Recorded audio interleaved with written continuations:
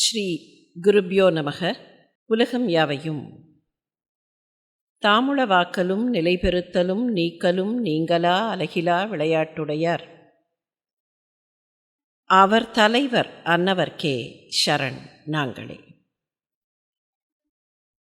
உலகெலாம் உணர்ந்து ஓதற்கரியவன், நிலவுலாவிய நீர்மலிவேணியன், அலகில் சோதியன், அம்பலத்தாடுவான், மலர் சிலம்படி வாழ்த்தி வணங்குவான்.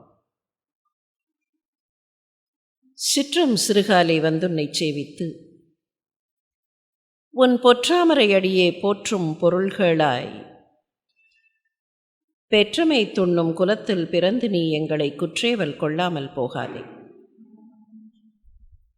இற்றை பறைகொள்வான் அன்றுகான் கோவிந்தா, எற்றைக்கும் ஏழேழ் பிறவிக்கும் முந்தன்னோடு உற்றோமேயாவோம், உனக்கே நாம் ஆட்செய்வோம், மற்றை நம் காமங்கள் மாற்று.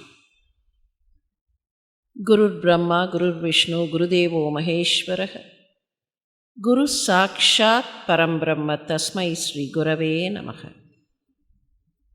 ஸ்ருதி ஸ்மிருதி புராணானாம் ஆலயம் கருணாலயம், நமாமி பகவத்பாத சங்கரம் லோகசங்கரம். ஆஸ்திக பெருமக்களே, பெரியோர்களே, ராமனை கற்போம், கற்பார் ராமபிரானை அல்லால் கற்பரோ என்றார் சுவாமி நம்மாழ்வார். எதையாவது கற்க வேண்டும், கல்வி கற்று வாழ்க்கையில் உயர வேண்டும் என்கிற எண்ணம் இருப்பவர்கள் ராமனை கற்றால் போதும், ராமனுடைய கதையை கற்றால் போதும், ராமனுடைய பெருந்தன்மையை, ராமனுடைய அறத்தை கற்றால் போதும். அப்படி ராமனை கற்பதற்கு, கற்க வேண்டியதற்கு ஒரு காரணத்தையும் அவர் சொல்கிறார். ராமன் 14 வருஷம் அயோத்தியில் இல்லை. ஆனால் அந்த ராமன் அயோத்தியில் இல்லாத காலத்திலேயும் அந்த நாட்டு மக்கள் நல்லவர்களாக இருந்தார்கள். அவர்கள் எந்தவிதமான தவறும் செய்யவில்லை. ஏன் தெரியுமா ராமனை கற்க வேண்டும்?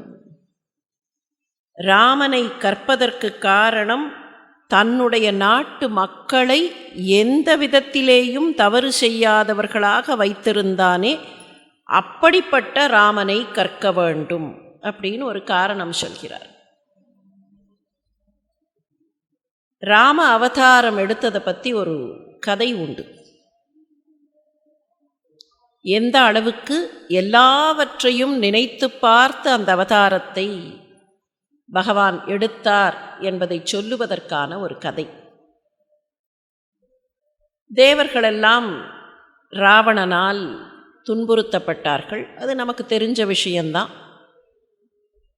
அப்படி துன்புறுத்தப்பட்ட நிலையில் முதல்ல போய் கேட்டார்கள், சரி உங்களுக்காக நான் அவதாரம் எடுக்கிறேன்னு சொல்லிட்டார். சொல்லிட்டு அவர் பாட்டுக்கு உள்ளே போயிட்டார். எங்கே? பார்க்கடலுக்குள்ளே போயிட்டார். சொன்ன மாதிரி அவர் அவதாரமாக வரல. இவர்களுக்கு இன்னும் வரலையே வரலையே வரலையே அப்படின்னு தவிப்பாக இருந்தது. இதுக்கிடையில் ராவணன் படுத்தின பாடு அதிகமாச்சு. மறுபடியும் பிரம்மா கிட்ட ஓடினார்கள். பகவான் வரேன்னு சொன்னாரே, வரலையே. ஆமாம், போய் கேட்கலாம். பிரம்மாவும் கூட சேர்ந்து கொண்டார். பல நேரத்தில் பிரம்மா தான் இந்த தேவர்களை யார் அழைத்து கொண்டு போவார்கள்னா பிரம்மா அழைத்து கொண்டு போவார். பிரம்மா அழைத்து கொண்டு போனார். எல்லாரும் மறுபடியும் பார்க்கடல் வாசலில் போய் நின்னார்கள். என்னான்னு கேட்டார்கள். உள்ளே போய் சொன்னார்கள் அங்கிருந்த காவல்காரர்கள். வெளியில் வந்தார். என்ன விஷயம்னார். இல்லை, நீங்கள் அவதாரம் எடுக்கிறேன்னு சொன்னீர்களே, இன்னும் அவதாரம் எடுக்கலையே. மகாவிஷ்ணு ஒன்றும் பண்ணலையாம். அப்படி ஒரு சிரிப்பு சிரிச்சாராம். சிரிச்சுட்டு பிரம்மா எங்கே அப்படின்னு கேட்டார். இந்த 33 கோடி தேவர்கள் கூட்டத்துக்கு நடுவில் பிரம்மா அந்த பக்கமாக நின்னார். எங்கே பிரம்மா அப்படின்னொடனே பிரம்மா அப்படி முன்னால் வந்தார். பிரம்மா கிட்ட கேட்டாராம், ராவணனுக்கு ஆயுள் எவ்வளவு? பிரம்மா சொன்னார், 3 கோடி ஆண்டுகள். 3 கோடி ஆண்டுகள் வாழ்நாள். அதில் கூட இன்னொரு கிளை செய்தி உண்டு. 3 கோடி மாத்திரமில்லை, அரைக்கடையிட்ட 3 கோடி அப்படின்னு ஒரு செய்தி உண்டு. அதாவது ஒரு அரை கோடி சேர்ந்தது. பிரம்மா முதல்ல 3 கோடி கொடுத்தார். ஏன்னா பிரம்மா தான் வரம் கொடுத்தவர். உன்னை யாரும் கொல்ல முடியாது, நீ 3 கோடி ஆண்டுகள் வாழ்வாய் அப்படின்னெல்லாம் வரம் கொடுத்தது பிரம்மா. பிரம்மா 3 கோடி கொடுத்தார். ஆனால் அதுக்கப்புறம் சிவபெருமான் ஒரு அரை கோடி அடிஷ்னலாக கொடுத்தார். அதனால் அரைக்கடை இட்ட 3 கோடின்னு கணக்கு. இப்போ அந்த 3 கோடினே வச்சுப்போம். அரைக்கடை இட்டங்கிறத கொஞ்சம் விட்டுடுவோம். பிரம்மாவை இப்படி திரும்பி பார்த்தார். எவ்வளவு ஆண்டுகள்? 3 கோடி ஆண்டுகள்னர். உடனே பெருமாள் சொன்னாராம், முடிஞ்சிருத்தா? அந்த 3 கோடி ஆண்டுகள் முடிஞ்சுடுத்தான்னு கேட்டாராம். இல்லை, இன்னும் கொஞ்ச நாள் இருக்குது. சிரிச்சுண்டே மகாவிஷ்ணு சொன்னாராம், 3 கோடி ஆண்டுகள் என்னைக்கு முடியறதோ அன்னைக்கு தான் அவனை அழிக்க முடியும். அதுக்கு முன்னால் அழிக்கக்கூடாது. அதுக்கு முன்னால் அவனை அழிக்கலாம், அழிக்க முடியாதுங்கிறது இல்லை.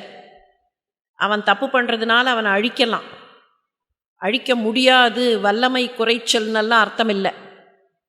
ஆனால் 3 கோடி ஆண்டுகளுக்கு முன்னால் அவனை அழிச்சுட்டா பிரம்மா கொடுத்த வரம் பொய்ன்னு ஆயிடும். அப்போ இனிமே யாரும் பிரம்மாவை நம்ப மாட்டார்கள். அதனால் பிரம்மா கொடுத்த வரம் நிஜம், அது உண்மைன்னு ஊர்ஜிதப்படுத்துகிற வரைக்கும் அவ்வளவு நாள் வெயிட் பண்ணித்தான் அவதாரம் எடுக்கணும். கவலைப்படாதீர்கள், போய்விட்டு வாருங்கள்னா. இது எதுக்காகனா, அவதாரம் எடுக்கிறச்சே பகவான் எவ்வளவு தூரத்துக்கு பிளான் பண்ணி நாம் பண்ணுற எல்லா முட்டாள்தனத்தையும் சரிக்கட்டுற மாதிரி அவர் அவதாரம் எடுக்க வேண்டியிருக்கு. என்னைக்கு அவனுடைய 3 கோடி வாழ்நாள் முடியும்னு கணக்கு பண்ணி அன்னைக்கு அவன் அழியணும்னா அதுக்கு முன்னால் எத்தனை நாள் சண்டை போடணும், அதுக்கு முன்னால் என்னைக்கு பாலங்கட்டி போய் இறங்கணும், பாலம் கட்டுறதுக்கு என்றைக்கு ஆரம்பிக்கணும், அதுக்கு முன்னால் காட்டில் எவ்வளோ நாள் சஞ்சாரம் பண்ணணும், இதையெல்லாம் பிளான் பண்ணி அவர் வர வேண்டியிருக்கு. அப்படியெல்லாம் பிளான் பண்ணி வந்து தான் இந்த உலகத்தில் நாம் எப்படி வாழ வேண்டும் என்று வாழ்ந்து காட்டினார். மராட்டி மொழியில் பாவர்த்த ராமாயணம்னு ஒன்று இருக்குது. ஏகநாதர் இயற்றி கொடுத்தது அந்த பாவர்த்த ராமாயணம். பாவர்த்த ராமாயணத்தை எழுதும்போது ஏகநாதருக்கு ஒரு சின்ன நெருடல். ராமாயணத்தை நாம் எழுதலாமா வேண்டாமா, ராமாயணத்தை நாம் எழுதலாமா வேண்டாமாங்கிற நெருடலுக்கு வேற ஒன்றும் காரணம் இல்லை. அவ்வளவு வசந்த ராமாயணத்தை நாம் தொட முடியுமா? உயர்வான ஒன்றை நாம் போய் பக்கத்தில் தொட முடியுமா அப்படிங்கிற ஒரு சின்ன ஆதங்கம். கிட்டத்தட்ட ராமாயணத்தை பாடிய எல்லோருக்குமே அப்படி ஒரு ஆதங்கம் மனசுக்குள்ளே உண்டு. இவ்வளவு உயர்ந்த காப்பியமான ராமாயணத்தை, ராமாயணத்தினுடைய அந்த உயர்வுக்கு ஏற்ற மாதிரி நாம் பக்கத்தில் போய் நிற்க முடியுமா? நம்மால் அது முடியுமா? நாம் ஏதாவது குறை கொண்டு வந்து விடக்கூடாது அப்படிங்கிற ஒரு ஆதங்கம் அநேகமாக ராமாயணத்தை பாடிய எல்லாருக்கும் உண்டு. அந்த மாதிரியான ஒரு பயம் ஏகநாதருக்கும் இருந்தது. இருந்தாலும் எப்படியும் பாடுவது என்கிற தீர்மானம் எடுக்கிறார். இந்த இடத்துல கொஞ்சம் ஏகநாதரை நிறுத்திட்டு இன்னொரு விஷயத்தை நினச்சி பார்க்கலாம். 16ஆம் நூற்றாண்டு வாக்கில் இந்தியாவில் பல ராமாயணங்கள் தோன்றின. ஒரு கேப் இருந்தது. 10ஆம் நூற்றாண்டு வரைக்கும் கொஞ்சம் இராமாயண கதை அங்கேயும் இங்கேயுமாக நிறைய பேர் பாடினார்கள். ஆனால் 15th 16th செஞ்சுரியில் தான் கிட்டத்தட்ட எல்லா மொழியிலேயும் இராமாயணத்தை அந்தந்த ஊரில் இருந்த பெரிய கவிஞர்கள் பாட ஆரம்பித்தார்கள். இதற்கு ஏதாவது ஒரு காரணம் இருக்குமா? அது என்ன 15th 16th செஞ்சுரியில் திடீர்னு இவர்களெல்லாம் பாடத் தொடங்கினார்கள், என்ன காரணம் அப்படின்னு கொஞ்சம் போய் பார்த்தா வரலாற்றில் கிடைக்கக்கூடிய ஒரு பெரிய காரணம், அந்த 15th செஞ்சுரி வாக்கில் தான் இந்திய நாட்டுக்குள்ள பல்வேறு அந்நிய படையெடுப்புகள் வரத் தொடங்கின. வெளியிலேருந்து நிறைய சிக்கல்கள் வர ஆரம்பித்த போது ஜியோ பொலிட்டிக்கல் அரீனான்னு சொல்கிறோமே, அந்த ஜியோ பொலிட்டிக்கல் அரீனா மாறிப்போச்சு. மக்களுக்கு ஒரு பயம் வர ஆரம்பிச்சுது. எங்களை காப்பாற்றுவதற்கு யாரும் இல்லையா அப்படிங்கிற ஒரு கவலை வர ஆரம்பிச்சுது. ஏதோ ஒரு விதத்தில் நாம் தொலைந்து கொண்டிருக்கிறோம் அப்படிங்கிற எண்ணம் வர ஆரம்பிச்சுது. இந்த எண்ணத்திலேருந்து மக்கள் வெளியில் வரணும்னா ஒரே ஒரு அபயம்தான். அந்த அபயத்திடம் அடைக்கலம் போனால், சரணாகதி போனால் தப்பித்து கொள்ளலாம் அப்படிங்கிற தைரியம் ராமன் கிட்ட வந்தது. அதனால தான் அந்த ஃபேஸில், அந்த 15th 16th செஞ்சுரியில் தான் கிட்டத்தட்ட பல மொழிகளில் வரக்கூடிய இராமாயணங்கள் வர ஆரம்பித்தன. ஆந்திராவில் ஆரம்பித்து காஷ்மீரம் வரைக்கும், அதே மாதிரி இந்த பக்கம் குஜராத், ராஜஸ்தான் எல்லா பகுதிகளிலையும் இராமாயண கதைகள் பலவிதமாக வந்தது அந்த காலகட்டம்தான். அந்த காலகட்டத்தில் தான் ஏகநாதரும் பாடத் தொடங்குகிறார். அப்படி பாடும்போது அவருக்கு மனசுக்குள்ள ஒரு சின்ன ஆதங்கம், நாம் பாடலாமா, இராமாயண கதையை நாம் தொட்டு பார்க்கலாமா, என்ன பண்ணுறதுன்னு எல்லா தெய்வங்களிடமும் பிரார்த்தனை செய்கிறார். என்ன இருந்தாலும் மராட்டிய மண் இல்லையா, அந்த மராட்டிய மண்ணுக்கே மிகவும் நெருக்கமானவர் விநாயகர். அந்த விநாயகர்கிட்ட போய் கேட்குறார், நான் ராமாயணத்தை பாடட்டுமா அப்படின்னு கேட்குறார். விநாயகர்கிட்ட கேட்டுட்டு அதுக்கப்புறமா சரஸ்வதி அந்த பக்கம் இருக்கா, சரஸ்வதி கிட்டேயும் கேட்குறார். விநாயகர்கிட்ட கேட்டோடனே விநாயகர் அப்படி சிரிச்சுட்டே சரின்னாராம். விநாயகர் ரொம்ப டீட்டெயில்டாக சொல்லலை, பாடு, உடனே வேகமாக பாடு, வேகீம் சாலவே பாவார்த்தே அப்படின்னார் அவர். அவர் சொல்லி முடித்தோடனே சரஸ்வதி அப்படி திரும்பி பார்த்தார். சரஸ்வதி அப்படியே பிரசன்னமானாளாம். ஐசி ஏகோனி ஸ்துதி சுப்பிரசன்ன சரஸ்வதி. நான் ஸ்துதி பண்ணினேன், நான் பாடட்டுமான்னு கேட்டேன், பாடட்டுமான்னு கேட்ட உடனே என்னுடைய அந்த ஸ்துதி சரஸ்வதிக்கு மிகுந்த மகிழ்ச்சியை கொடுத்தது. ஐசி ஏகோனி ஸ்துதி சுப்பிரசன்ன சரஸ்வதி. உடனே அவ என்ன பண்ணா, ஸ்வபாவேம் திச்சி வதனீம் வஸ்தி. உடனே ரொம்ப ஸ்வபாவமாக வந்து என்னோட நாக்கில் ஏறி உக்காந்துட்டா. அவளே ஸ்வபாவமாக வந்து என்னுடைய நாவில் ஏறி உட்கார்ந்து கொண்டாள். யா வச்சனோக்தி தே வதவா, சீக்கிரமாக பாடு, நல்ல வச்சனங்களை வைத்து நீ பாட வேண்டியதை சீக்கிரமாக பாடு அப்படின்னு சொல்லிட்டு அவ எப்படி சொல்கிறா, எதை பாட வேண்டும்னு சொல்கிறா. தே மணே கா ராம கதே தேம், நீ பாடு, ராம கதையை பாடு. அங்கே கணேசர் சொன்ன மாதிரியே வேகீம் சாலவீம் பாவார்த்தே, அதற்குள்ளே இருக்கக்கூடிய பாவங்களையும் அந்த பாவங்களின் உள் அர்த்தங்களையும் வேகமாக நீ பாடு, ராமகதையை பாடுன்னு என் நாக்கில் வந்து சரஸ்வதி உக்காந்துட்டா. அப்போ தெய்வங்களுக்கு கூட ராமகதையை கேட்க வேண்டும் என்கிற ஆசை, அந்த ராமகதையை எல்லோரும் எண்ண வேண்டும் என்கிற ஆசை அந்த தெய்வங்களுக்கு கூட இருக்கிறது அப்படின்னு ஆரம்பித்தார். அதே மாதிரி மகாவிஷ்ணு வாக்கு கொடுக்கிறார், நான் வரேன், கவலைப்படாதீர்கள், அசுரர்கள் செய்வதையெல்லாம் அழிப்பதற்கு நான் வருகிறேன், கவலைப்படாதீர்கள் அப்படின்னு வாக்கு கொடுக்கிறார். அதையும் ஏகநாதர் பாடினார். அதை எப்படி பாடுறார்? அவர் சொன்னாராம் மகாவிஷ்ணு, கராவயா ராட்சசாம்சா காத்த மீ அவதரேண ரகுநாத. ராட்சசர்களை முழுமையாக அழிப்பதற்காக நான் அவதாரம் செய்கிறேன், மீ அவதரேண ரகுநாத. இப்படி சொல்லிட்டு சொன்னாராம், ரமாதேவியை காரணமாக வைத்து ஒரு பெரிய சண்டை வரும். திருமகளான ரமாதேவியை காரணமாக வைத்து ரமா முக்கிய கலகா ஹேத்த, அவளை ஹேத்துவாக வைத்து ஒரு பெரிய கலகம் வரும். அந்த கலகத்தின் முடிவில் இச்சேனி அந்த நிஷாச்சராம், அந்த கலகத்தினுடைய முடிவில் எல்லா நிஷாச்சரர்களையும் அசுரர்களையும் நான் அழித்து விடுவேன், கவலைப்படாதீர்கள்னு வாக்கு கொடுத்தார். நம்மையெல்லாம் காப்பாற்றுவதற்காக அவர் வருகிறார் அப்படின்னு ராமர் வருவதற்கு, ஏன் ராமர் அவதாரம் எடுக்கிறார் என்பதற்கு காரணம் சொன்னார்.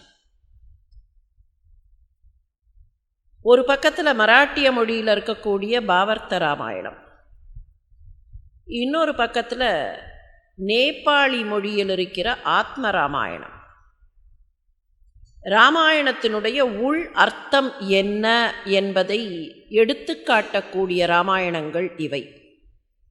ராமாயணுடைய கதை ஏதோ வெறுமன ராமர் போனார், அங்கே சீதையை தூக்கி கொண்டு போனார்கள், திரும்பியும் சீதையை சிறை மீட்டார்கள் அப்படின்னு ஏதோ ஒரு கதை இல்லை. ஃபார்ச்சுனேட்லி ஆர் அன்ஃபார்ச்சுனேட்லி அதுக்குள்ளே இருக்கக்கூடிய அர்த்தங்கள் மிக ஆழமானவை. ஆனால் அன்ஃபார்ச்சுனேட்லி நாம் வெறுமன் அந்த கதையை மாத்திரம் பார்த்து அந்த கதையை மாத்திரம் எடுத்துக்கொண்டு இது ஒரு கதை,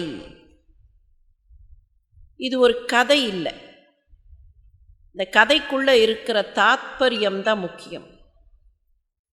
அந்த தாத்பரியத்தை சொல்லுவதற்காகத்தான் அந்த கதையே வந்தது.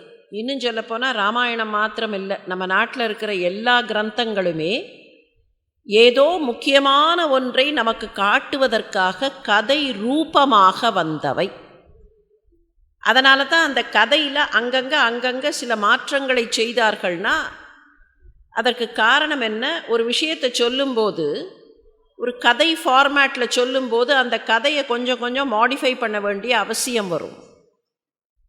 20 வருஷத்துக்கு முன்னால் ஒரு குழந்தைக்கு கதை சொன்ன மாதிரி இன்றைக்கி இருக்கிற குழந்தைக்கு கதை சொல்ல முடியாது. சில விஷயங்கள் அந்த குழந்தைக்கு தெரியவே தெரியாது, பழக்கத்தில் காணாமல் போன விஷயங்கள், புதுசாக வந்த விஷயங்கள். அப்போ இந்த சின்ன மாடிஃபிகேஷன்ஸ் எல்லாம் ஃப்ரிஞ்ச் மாடிஃபிகேஷன்ஸ் தான். ஃப்ரிஞ்சில் இருக்கிற மாடிஃபிகேஷனே தவிர அந்த கோர் மாறவே இல்லை. இந்த கோரில் இருக்கக்கூடிய விஷயங்கள் அதை சொல்லும்போது ஏகநாதர் சொல்கிறார், தசரதனுக்கு 3 மனைவிமார்கள். இந்த 3 மனைவிமார்களில் ஜேஷ்ட மனைவியாக இருக்கிற கௌசல்யா என்ன தெரியுமான்னர். 3 பேருக்கும் 3 குவாலிட்டி தருகிறார். ஜேஷ்ட கௌசல்யா சுத்த வித்யா, சுமித்ரா தே சுத்த மேதா, கைகேகி தே அவித்யா. கௌசல்யை சுத்த வித்யை கொண்டவள், சுமித்ரை அந்த வித்யை இன்னமும் மலர்ந்து பரிமளித்து மேதா அப்படிங்கிற லெவலில் ஞானமாக போய்விட்டது. இவளுடைய நாலெட்ஜ் பேஸ் அவளுடைய விஸ்டமாக மலர்ந்தது. அன்ஃபார்ச்சுனேட்லி இதுக்கெல்லாம் ஈக்குவலண்ட் வேர்ட்ஸை நம்மால் கண்டுபிடிக்க முடியாது. என்னதான் மொழி மாற்றம் பண்ணலாம் அப்படின்னு சொல்லி ட்ரை பண்ணால் கூட அந்த மேதா அப்படிங்கிறதுக்கு wisdom is not the exact equivalent. ஓரளவுக்கு பக்கத்தில் போகும், அவ்வளவுதான். சுமித்ரை மகாஞானி, எந்த விதத்திலேயும் அவளுடைய ஞானம் குறைவுபடவே இல்லை. அவள் எவ்வளவு மகா ஞானிங்கிறதுக்கு ஒன்று பார்க்கலாம். ராமாயணத்தினுடைய சிறப்பு அதுதான். ராமர் மாத்திரம் இல்லை, ராமரை சுற்றி இருந்தவர்களெல்லாம் பல பேர், ஏதோ ஒருத்தர் 2 பேர் தவிர மற்றவர்களெல்லாம் தர்மத்தின் வழியிலே நல்ல வழியிலே நின்றவர்கள். அதனால தான் நம்மாழ்வார் சொல்றச்சே, கற்பார் ராமபிரானை அல்லால் கற்பரோ, ராமர் மாத்திரமில்லை கூட இருந்த எல்லாரையும் நல்லவர்களாக வைத்திருந்தவர். சுமித்ரை மாதிரி ஒருத்தியை பார்க்கவே முடியாது, மகாஞானி. அவ பெயரே நல்ல தோழி அப்படிங்கிற அர்த்தம்தான், மித்திரத்துவம் நிறைந்தவள். அவ நிற்கிறா. அவகிட்ட போய் நான் காட்டுக்கு போகணுமா அப்படின்னு ராமன் சொல்கிறான். அவளுடைய இல்லத்தில் போய், அவள் இருக்கக்கூடிய மாளிகையில் போய், அம்மா நான் காட்டுக்கு போக வேண்டும், இந்த மாதிரி அப்பாவோட ஆணை, நான் போகிறேன். சுமித்ரையை பார்க்க போகும்போது வழியில் லக்ஷ்மணன் வந்தான். லக்ஷ்மணனுக்கு கோபமான கோபம், அவ்வளவு கோபம். என்ன நினைத்து கொண்டிருக்கிறார் இந்த மகாராஜா? விட்டா மகாராஜா கிட்ட சண்டைக்கே போயிடுவான், அந்த அளவுக்கு கோபம். அவனை ஒரு மாதிரி கண்ட்ரோல் பண்ணி, இல்லை நீ வான்னு சொல்லி ராமன் அழைத்து கொண்டு போகிறான். 2 பேரும் போகும்போது சுமித்ரையினுடைய மாளிகை. வால்மீகி ராமாயணத்துக்கும் கம்பராமாயணத்துக்கும் சின்ன வித்தியாசம்தான் வரும் அங்கே. சுமித்ரை வீட்டுக்கு போகும்போது சுமித்ரை கிட்ட ராமன் இந்த மாதிரி நான் போகணும் அப்படின்னு சொன்ன உடனே சுமித்ரை கொஞ்சம் வருத்தப்படுவா, ஆனால் ரொம்ப அதுக்காக உடைந்து போக மாட்டா. சரி அப்படின்னு அதை ஒரு பக்குவத்தோடு அக்செப்ட் பண்ணிக்கிறவளா நிற்பா. கவி சக்கரவர்த்தி இந்த காட்சியை சொல்லிட்டு கூடுதலாக அந்த இடத்துல என்ன பண்ணுவார்னா, கைகேகி மரவுரி கொடுத்து அனுப்புவா அப்படிம்பார். Kaikeyi did not want to take any chance. ராமனை காட்டுக்கு போன்னு சொல்லியாச்சு, ஒருவேளை போகாமல் இருந்துட்டா அதுக்கு என்னெல்லாம் வேணுமோ அதையெல்லாம் கொடுத்து அனுப்புவோம். உக்கமும் தட்டொழியும் தந்து உன் மணாளனை இப்போதே எமை நீராட்டேலோர்னு ஆண்டாள் கேட்ட மாதிரி, அம்மா நாங்கள் நோன்பு பண்ணணும்னா அதுக்கு வேணுங்கிறதெல்லாம் கொடுங்கிற மாதிரி, காட்டுக்கு போகணும்னா என்னெல்லாம் வேணுமோ அதெல்லாம் நாமே கொடுத்துருவோம், ரிஸ்கே எடுக்க வேண்டாம் அப்படின்னு நினச்சி அவள் அந்த மர உரியை அனுப்புகிறா. அவள் என்ன நினச்சி அனுப்பினாலோ தெரியாது. 2 மர உரியோட அந்த பெண்கள், ஷேடி பெண்கள் வந்து நின்றார்கள். ராமனோட நாம் போகணுமே, எப்படி அம்மா கிட்ட சொல்கிறது இந்த விஷயத்தை அப்படின்னு தெரியாமல் விழித்து கொண்டிருந்தான் லக்ஷ்மணன். ஏன்னா அவனை பொறுத்த வரைக்கும் அம்மா கிட்ட அவன் அனுமதி வாங்கணும். இப்போ ராமனுக்கு அப்படி இல்லை, ஏற்கனவே கைகேகி சொல்லியாச்சு, இல்லை தசரதர் சொல்லியாச்சு, அதனால் வந்தாச்சு அந்த ஆணை. இவனுக்கு ஆணை எப்படி? அப்பா கிட்டேயோ அம்மா கிட்டேயோ ஆணை இல்லாமல் காட்டுக்கு போக முடியாது. அன்லெஸ் குரு சாபமாக இருந்தால், குரு சாபம் கொடுத்துருக்காருன்னு சொன்னால் யார்கிட்டையும் சொல்ல வேண்டாம், போகணும். இப்போ இவனுக்கு ரீசனே கிடையாது. அப்போ அப்பா கிட்டேயோ அம்மா கிட்டேயோ சொல்லணும், ஆணை வாங்கணும். அப்பா கிட்ட போய் வாங்க முடியாது, ஏன்னா அவனுக்கு அவ்வளோ கோபம். அப்பாவை எதிரில் பார்த்தான்னா அவன் அப்பா கிட்டேயே சண்டைக்கு போயிடுவான். அதனால் அந்த கோபத்தில் அவனால் அப்பா கிட்ட போக முடியாது, அம்மா கிட்ட தான் வாங்கணும். இப்போ அம்மா கிட்ட போய் எப்படி வாங்கிறது? அம்மா நான் காட்டுக்கு போகிறேன்னா, அவன்தான் போகிறேங்கிறான், நீயாவது இங்கே இருடா, எங்களுக்கு துணையாக இரு அப்படின்னு சொல்லிட்டா என்ன பண்ணுறது?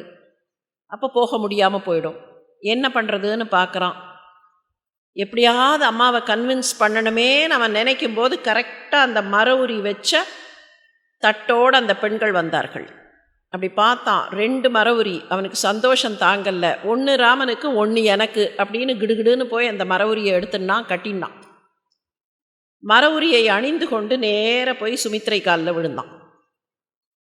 சுமித்ரைக்கு புரிஞ்சிடுத்து, அவ தடுப்பான்னு நினச்சி இவன் காலில் விழுந்தான். அவனை தூக்கி நிறுத்திட்டு சொல்ல ஆரம்பித்தா. வால்மீகி சொல்கிறதுக்கும் கம்பர் சொல்கிறதுக்கும் பெரிய வித்தியாசம் இருக்காது. முதல் போர்ஷன் அப்படியே வெர்பாட்டிம் டிரான்ஸ்லேஷன். அவ சொன்னா, எதுக்கு இங்கே நிற்கிற, கிளம்புன்னா. எதுக்காக இங்கே நிற்கிற? இனிமே உனக்கு அயோத்தி எது தெரியுமா? அடவீம் வித்தி அயோத்தியாம். அந்த காடு இருக்கே அதுதான் உனக்கு இனிமே அயோத்தி. அந்த கானகம்தான் அயோத்தி. சரி, உனக்கு இனிமே அப்பா யார் தெரியுமா? ராமம் வித்தி தசரதாம். உனக்கு இனிமே அப்பான்னா ராமன் தான் தந்தை, தந்தை ஸ்தானத்தில் ராமனைத்தான் பார்க்க வேண்டும். உனக்கு இனிமே அம்மாமார்கள் நாங்கள் 3 பேர் இருந்தோமேன்னு தேடாதே. ஜனகாத்மஜாம் இருக்காளே அவ தான் உனக்கு இனிமே தாய். இதை சொல்லிட்டு அதுக்கு அடுத்தது சொன்னா கிளம்புன்னா. வால்மீகியிலேருந்து அப்படியே எடுத்துட்ட கம்பர் இன்னும் கொஞ்சம் சேத்தர். உனக்கு இனிமேல் தாய்மார்கள் தேட வேண்டியதில்லை, சீதை தான் அப்படின்னு சொல்லிட்டு அடுத்தது அவ சொன்னா, இவ்வையின் நிற்றலும் ஏதம். நீ இந்த இடத்துல இனிமே நிற்கிறது கூட தப்பு. அவன் பின் செல், அவன் பின் செல், அடியாரின் ஏவல் செய்தி. தம்பி எனும் படிக்கு அன்று அடியாரின் ஏவல் செய்தி. தம்பிங்கிற எண்ணத்தில் போகாத, அவனோட தம்பியாக போகாத, அவனுடைய அடிமையாக, அவனுக்கு வேலை செய்ய வேண்டிய, பணிவிடை செய்ய வேண்டிய கைங்கரியதாசனாக போ. தம்பின்னு போனால் ஆபத்து இருக்கு. நானும் தம்பிதானே, நானும் இளவரசன் தானேன்னா எங்கேயோ ஒரு இடத்துல தான் இளவரசனாக இருந்த அந்த வசதிகள் லக்ஷ்மணனுக்கு நினைவு வந்து விடலாம். அங்கே போகிற இடத்துல அவன் ஏதாவது ஒரு நல்ல ஆசனம் தேடினா நீ ஆசனம் தேட வேண்டாம். நீ அவனுக்கு பணிவிடை தான் பண்ணணுமே தவிர அவனுக்கு கிடைக்கிற வசதி உனக்கு கிடைக்கக்கூடாது. அவனுக்கு நீ வசதி தேடித்தர வேண்டும். அதனால் தம்பி எனும் படிக்கு அன்று அடியாரின் ஏவல் செய்தி. இவ்வையின் நிற்றலும் ஏதம். நீ இனிமே இங்கே நிற்கிற ஒரு எக்ஸ்ட்ரா செகண்ட் இங்கே நிற்கிறேன்னா அதுவே தப்பு, கிளம்பு. லக்ஷ்மணனுக்கு எப்படி இருக்கும்? இதை விட இன்னொன்று சொன்னா, கம்பருடைய சுமித்ரை இதுக்கு மேலே ஒன்று சொன்னா. அதுதான் அவன் மகா ஞானிங்கிறத காட்டக்கூடிய இடம். தம்பி எனும் படிக்கு அன்று அடியாரின் ஏவல் செய்தின்னு சொல்லிட்டாளா இல்லையா? அதுக்கப்புறம் சொன்னா, மன்னும் நகர்க்கே அவன் வந்துடுன் வா. 14 வருஷம் கழித்து அவன் இந்த நகரத்திற்கு திரும்பி வரக்கூடிய வாய்ப்பு இருக்குமானால் கூட வா. அவ்வளோ டீட்டெயில்டாக சொல்லலை. மன்னும் நகர்க்கே அவன் வந்திடின் வா. ஒருவேளை அவன் வர முடியாத சூழல் ஏற்பட்டால், ஒருவேளை ராமன் நகரத்திற்கு திரும்ப முடியாத ஏதோ ஒரு சூழல் வந்துவிட்டால், அதை வார்த்தையால் சொல்லலை, மன்னும் நகர்க்கே அவன் வந்திடின் வா, இல்லையெனில் முன்னம் முடி. இல்லைன்னா நீ முடிஞ்சு போடா, நீ இல்லாமல் போடா. சொன்னவ சுமித்ரை, சொந்த தாய். லக்ஷ்மணன் பிறந்தான்னு சொல்லும்போது கம்பர் ஒரு வார்த்தை போட்டார். ராமன் பிறந்தான், கோசலை அந்த குழந்தையை ஈன்றாள். சாதாரணமாக குழந்தை பிறந்ததுன்னு சொல்லும்போது தாய் அந்த குழந்தையை ஈன்றாள்னு சொல்லுவோம் இல்லையா? ஈன்ற பொழுதின் பெரிதுவக்கும் தன் மகனை சான்றோன் என கேட்ட தாய். அப்போ ஈன்றல், ஈன்றாள், ஈனுதல், பெற்றாள்னு சொல்லலாம், பிள்ளை பெற்றாள் அப்படின்னு சொல்லலாம். லக்ஷ்மணன் பிறக்கிறான்ங்கிற போது அதை கம்பர் டிஸ்கிரைப் பண்ணார். இளையவர் பயந்தனள் இளைய மென்கொடி. பயத்தல்னா கொடுத்தல்னு அர்த்தம். பயத்தல்னா பெறுதல் இல்லை. குழந்தை பெற்றாள்ங்கிறதுக்கும் குழந்தையை கொடுத்தாள்ங்கிறதுக்கும் வித்தியாசம் இருக்குது. இளையவர் பயந்தனள் இளைய மென்கொடி. தன்னோட 2 பிள்ளைகளையும் தனக்காக பெறவில்லை, கொடுத்து விட்டாள். ஒரு பிள்ளைய ராமனுக்காக, ஒரு பிள்ளைய பரதனுக்காக கொடுத்து விட்டவள். மகாஞானியாக நின்றவள். அதனால தான் ஏகநாதர் சொன்னார், அவ யார் தெரியுமா? சுமித்ரா தே சுத்த மேதா, ஜேஷ்ட கௌசல்யா சுத்த வித்யா, சுமித்ரா தே சுத்த மேதா. சரி, கைகேகி யாருன்னு கேட்டால் கைகேகி தே அவித்யா. அவ வித்யை இல்லாதவள், அவித்யா. அறியாமையில் இருப்பவள். இப்போ அது ஆபத்தில்லை, அவித்யா ஆபத்தில்லை. வித்யை இருந்தால் சரி, வித்யை இல்லைன்னா அது பெரிய ஆபத்தில்லை. இப்போ அடுத்தது ஒன்று வந்தது, இந்த 3 பேருக்கு கூடவே தொற்றிக்கொண்டு ஒன்று வந்தது. அடுத்த லைன் போட்டார், மந்த்ரா குவித்யானர். மந்த்ரா யார் தெரியுமா? குதர்க்கமான வித்யை. பிரச்சனை எங்கே வரும்னா அந்த குதர்க்கத்தில் தான். குவித்யா அது அப்படியே வளைந்து நெளிந்திருக்கக்கூடிய அறிவு. அறிவு குறுக்கெடா போச்சுன்னா, அறிவு நேராக இருக்கிற வரைக்கும் சரி, ஆபத்து அங்கே தான். அறிவாளி அறிவாளின்னு சொல்கிறோம், அறிவே ஆபத்து தான். ஏன்னா அறிவு சரியாக போகிற வரைக்கும் சரி, அந்த அறிவு கொஞ்சம் தடம் புரண்டா குறுக்கெடாக மாறிடும். இன்னும் சொல்லப்போனால் அறிவுன்னு சொல்கிறோமே, அறிவாளிகள்தான் தவறுகளை செய்துவிட்டு அந்த தவறுகளிலே இருந்து எப்படி தப்பிப்பது என்றும் கற்று வைத்திருப்பார்கள். இந்த அவித்யையில் இருக்கிறது தப்பை பண்ணிட்டு மாட்டிக்குவோம் அங்கேயே. ஆனால் தப்பை பண்ணிவிட்டு அடுத்தவர்கள் மேலே அந்த தப்பை தூக்கி போடுறதோ இல்லை அதுலேருந்து ரொம்ப நாசூக்காக எஸ்கேப் ஆகிறதோ யாருக்கு தெரியும்னு சொன்னால் இந்த படித்தவர்களுக்கு தான் தெரியும், அறிவாளிகளுக்கு தான் தெரியும். அதனால தான் மந்த்ரா குவித்யானர். கைகேயி அவித்யை கொண்டவள், அது பெருசில்லை. கூட பக்கத்தில் யார் இருந்தார்கள்னா தனக்கு தெரிந்த அறிவை குதர்க்கமாக பயன்படுத்தக்கூடிய ஒருத்தி இருந்தாலே அந்த அறிவுதான் ஆபத்து. ஆனால் அந்த குதர்க்கமான வித்யையை கூட மிகவும் கருணையோடு பார்த்த தன்மை ராமனுடைய தன்மை. ஒரு அழகான காட்சி வரும் கம்பராமாயணத்தில் வரக்கூடிய காட்சி. மற்ற ராமாயணங்களில் அவ்வளவா அந்த இடம் ரொம்ப டீட்டெயில்டாக இருக்காது. கம்பர் அந்த இடத்த கொஞ்சம் டீட்டெயில்டாக பாடியிருப்பார்.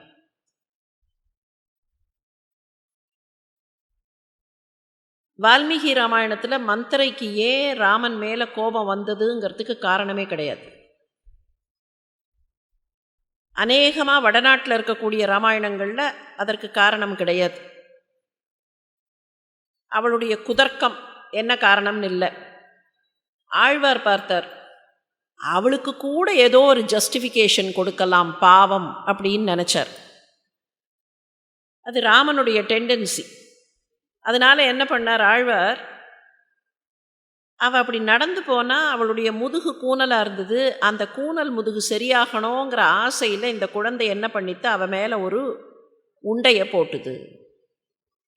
கொண்டை கொண்ட கோதை மீது தேன் உலாவு கூனி கூன் உண்டை கொண்ட அரங்க ஓட்டி உள் மகிழ்ந்த நாதன் ஊர். ஸ்ரீரங்கம்ங்கிறது அவருடைய ஊர், ராமனுடைய ஊர். ஏன்னா ராமனுடைய குல தெய்வமாக இக்ஷ்வாகு குல தனமாக இருக்கிற ரங்கநாத பெருமாள் எழுந்தருளி இருக்கிற இடம்னு சொல்லணும். அதுக்கு என்ன சொல்கிறார் திருமழிசை ஆழ்வார்னா, இது யாரோட ஊர் தெரியுமா? கொண்டை கொண்ட கோதை மீது, தான் போட்டிருக்கிற கொண்டை மேலே ஒரு அழகான மலர் மாலை சூடியிருக்கிறாள். அந்த மலர் மாலையில் தேன் உண்ணக்கூடிய அந்த தேன் வண்டுகளெல்லாம் வந்து சுற்றுகின்றன. அப்படி இருக்கிறவளுடைய முதுகு கூனல் மேலே உண்டைவில் போட்டானே அவனுடைய ஊர் இந்த ஊர். கொண்டை கொண்ட கோதை மீது தேன் உலாவு கூனி கூன் உண்டை கொண்ட அரங்க ஓட்டி. இப்போ இதுலேயே ஒரு இன்ஃபர்மேஷன் என்ன கிடைக்கிறதுன்னா, அந்த குழந்தை ரொம்ப சின்ன குழந்தை. இங்கே அரச வம்சத்து குழந்தைகளுக்கு என்ன பண்ணுவார்கள்னா, ட்ரெயினிங் வேணும். இந்த குழந்தைகள் போர்க்களத்துக்கு போக வேண்டியிருக்கும். இளவரசனாக இருக்கும்போதே போர்க்களத்திற்கு போக வேண்டியிருக்கும். அரசனாக இருந்தாலும் அவன் போர்க்களத்திற்கு போகணும். அப்படி போக வேண்டிய அவசியம் வரும்போது அப்போ உட்காந்து ட்ரைனிங்லாம் எடுக்க முடியாது. அதனால தான் சின்ன வயசுலேருந்து அஸ்திர சஸ்திர பயிற்சி அந்த குழந்தைகளுக்கு கொடுப்பார்கள். அதுக்கு கை பழகணும். வில்ல வச்சு அம்பை நான் ஏற்ற வேண்டும்னு சொன்னால் அந்த ஃபிங்கரோட மூமெண்ட்ஸ் எல்லாம் ரொம்ப ப்ரிசைஸாக இருக்கணும். அப்படி ப்ரிசைஸாக இல்லைன்னா பேலன்ஸே பண்ண முடியாது. வில்ல அப்படிலாம் வெறுமனை கையில் பிடிச்சின்னெல்லாம் பேலன்ஸ் பண்ண முடியாது. சினிமாவில் தான் கையில் இப்படி வில்ல பிடிச்சின்னு இப்படியே இழுத்தா அம்பு போகும். நிஜமாலாம் அப்படி பண்ண முடியாது. வில்லோட சைஸை பொறுத்து இருக்குது. பெரிய வில்லாக தான் இருக்கும் அநேகமாக. சின்ன வில்லை வச்சு அம்பு போட்டால் எங்கேயும் போகாது. பெரிய வில்லை என்ன பண்ணணும்னா கால் பெருவிரலால் பிடிச்சு அழுத்தணும். இந்த வில்லோட ஒரு நுனி எப்படி வளைஞ்சிருக்கே, ஒரு கால் பெருவிரலால் பிடிச்சு அதை கீழே பேலன்ஸ் பண்ணி ஆங்கர் பண்ணணும். அப்படி ஆங்கர் பண்ணதுக்கப்புறம் பிடிச்சி நான் இழுக்கணும். அந்த அம்பு கை இழுக்கிறது காதோரம் வரைக்கும் வர வேண்டும்னு கணக்கு. இந்த காது வரைக்கும் இழுத்தா தான் அந்த ஃபோர்ஸ் கிடைக்கும், அந்த ஃபோர்ஸில் அம்பு போகும். அப்போ இதுக்கு நல்ல பேலன்ஸ் வேணும். இந்த பக்கம் காலை வச்சு அமுக்கணும், இந்த பக்கம் இழுக்கணும். இதில் என்ன ஆகிடும்னா இங்கே காலை வச்சு அமுக்கிட்டு இதை இப்படி இழுக்கும்போது அப்படி பின்னால் போனால் பொத்துன்னு பின்னால் நோக்கி விடுவார்கள். பல சந்தர்ப்பங்களில் பல சுயம்வரங்களில் துரியோதனன் போன்றவர்களெல்லாம் கீழே விழுந்தார்கள்னு சொல்கிறதுக்கு காரணம் அதுதான். இங்கே போட்டு அமுக்கும்போது இந்த இடத்துல இந்த ஆங்கரேஜில் காலோட வெயிட் பூரா இங்கே இருக்கும்.